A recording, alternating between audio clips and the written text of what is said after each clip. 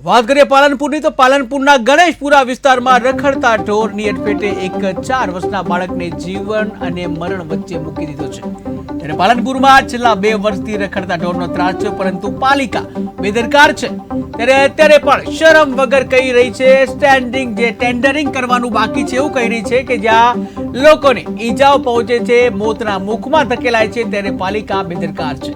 હાઈકોર્ટના આદેશ અને કલેક્ટરના આદેશને પણ પાલનપુર નગરપાલિકા ઘોડીને પી ગઈ અને તેનું પરિણામ એ છે કે પાલનપુરમાં રખડતા ઢોરો માનવ મોત નિપજાવે છે। ત્યારે ગણેશપુરા વિસ્તારમાં રખડતા ઢોરે જે જાહેર માર્ગ ઉપર યુદ્ધે ચડ્યા હતા અને ત્યારબાદ ઘરની આગળ રમી રહેલા 4 વર્ષના બાળકને ગંભીર ઈજાઓ પહોંચાડી હતી। જોકે રખડતા ઢોરની ઈજામાંથી જે હુમલામાંથી છોડાવવામાં આવેલા એક વ્યક્તિને પણ ઈજાઓ પહોંચી હતી। ત્યારે આ 4 વર્ષનો જે બાળક છે તે ખાનગી હોસ્પિટલમાં સારવાર લઈ રહ્યો છે। ત્યારે પેટના ભાગે અને લીવર પર ઈજાઓ થવાથી તે ગંભીર પરિસ્થિતિમાં હાલ છે જીવન અને મરણ વચ્ચે ઝોલા ખાઈ રહ્યો છે।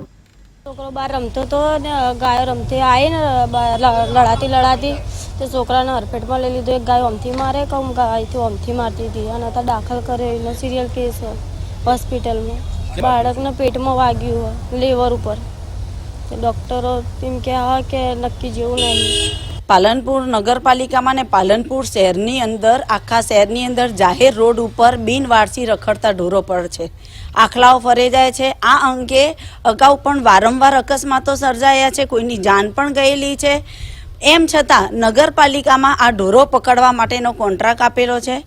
માનનીય કલેક્ટર સાહેબે બી આ અંગે ચીફ ઓફિસરને તાકીદ કરેલી છે કે રખડતા બિનવારસી ઢોરો તાત્કાલિક પકડવા, એમ છતાં બી નગરપાલિકાના સત્તાધીશોનું પેટનું પાણી હલતું નથી। અગાઉ અમે ગાયો તો પકડીને લગભગ 374 જેવી ગાયો અમે જુદા જુદા ગૌશાળાઓમાં મોકલી હતી, પરંતુ હમણાં ઇલેક્શન ડિક્લેર થયા બાદ અને અમારી જે એજન્સી હતી એનો પણ વર્ક ઓર્ડર લગભગ ઇલેક્શન ડિક્લેર થયા બાદ પૂરો થતો હતો, એટલે નવી ટેન્ડર પ્રક્રિયા થઈ શકી નથી।